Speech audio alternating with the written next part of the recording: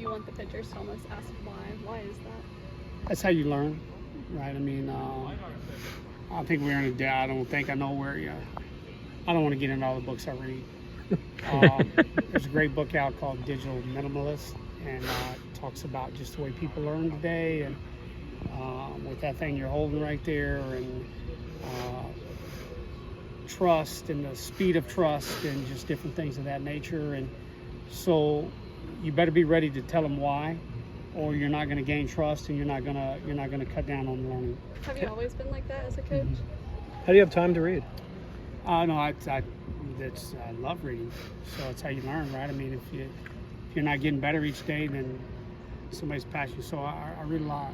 Another Brian question. I know he's really big on The Infinite Game, if you want to know what book I'm in right now. The Infinite Game.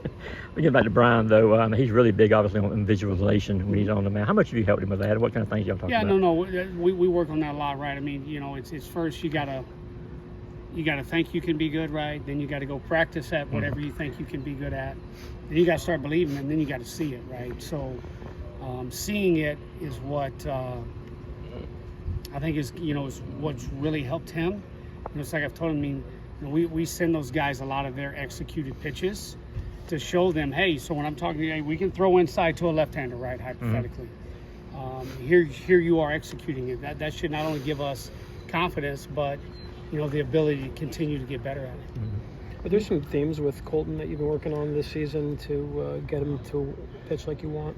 Yeah, obviously Colton had surgery in the fall and had a hernia fixed in the fall, so didn't get the normal time. So we're force feeding it a little bit more than you like to as a coach. But themes like just getting him back to. Colton pitches his best. He knows this. We talked about, he's got a little chip on his shoulder for whatever reason. There's a lot of players who do that, right? I mean, we could sit here and talk about big leaguers or NFL players or NBA, and so the theme, I want Colton to always have that chip right there.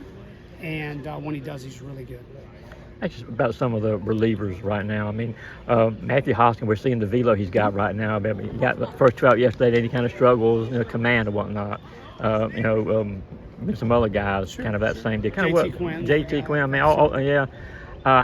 What kind of things you're kind of working with them on right now to kind of gain even more consistency, which you're going to need moving forward? Yeah, I mean, you just look, one of the things like him, Jordan Stevens, yeah. JT, you get them back out there for starters, Atke right? too is another one of them. Yeah. I mean, you run them back out there as much as you can. There's nothing like game reps. So, we've shown that we can do it inside, right out here in bullpens. And now it's just getting them used to each situation. All of those guys are such strong competitors that they try to be perfect at times. And it's kind of like I've told them, we don't need to nibble. Like throwing 100, like attack. I don't need you to dot up, right? I mean, and so what happens is that perfection takes over. We try to dot up, then we miss. Then it's ball 1. And then it's ball 2. So believe it or not, all those guys are extremely competitive, and they're when it comes to pitching, they're on the perfectionist side. And I'm actually trying to continue to break that a little bit and go, no, just attack the zone. And that goes back to giving hitters too much credit. Yeah. I mean, pretty much. Yeah. What's your message to your team going to Missouri, knowing that they, still looking for their first SEC win? You better hook it up and play. Florida went there last year and got swept. And I know that they weren't obviously winless, but Florida goes there last year, and Florida made it to Omaha, and goes in there, takes it lightly, and gets swept. So, I've got a lot of ammo loaded in that. Now it doesn't mean we're going to go do what we need to do, but it won't be from a lack of us talking about it and preparing for it. Well, Alabama didn't they jump out to a 5-0 lead in the first Guys, game? Just so everybody knows, Missouri can hit. Yeah. I'm third of the way through my game prep with them. Their offense is not their problem, so they can hit. They score runs. You can go look at their runs per game. Their first 4 guys are as good as they would play for any team in our league, and they put up runs. It's their pitching staff that can hurt them, and so it's like I've told our pitchers, like, guys, we're going in there thinking we're back playing whoever you thought was good off Arkansas. You better take that mindset. we're facing Arkansas's offense with a first-rounder at shortstop, another first-rounder in next year's draft. I mean, just dudes everywhere. So, disrespecting the game again. Yeah. We'll have them mentally ready. Now they got to go do it. Mm-hmm. Do you enjoy digging into the game prep as much as you always have, or is Yeah, it different? I gotta know. The analytics stuff, do you have more at your disposal now in terms of that stuff? Well, yeah, you know, I've always dug into it as much as I can. I have to. I mean, I got to know. I'm not a guess guy, or I think, you know, kind of like I tell our guys, thinking can get you in trouble. No one usually doesn't, and so, you know, I want to know. Doesn't mean we're going to know everything, but no, I'll have watched, you know, roughly 15 games on Missouri by the time we play them, and then it broke down each hitter individually. I just want to know. Go ahead. On the note of Colton, he's talked about how you get into his dark side. What does that process look like? You can't talk about that. Good question, though.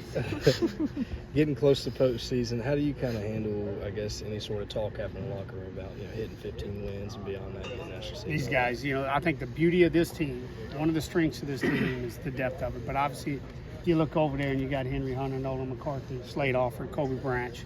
Well, these guys are vets in this league, and they know the minute you take your eyes off of right here, right now, that's going to beat you.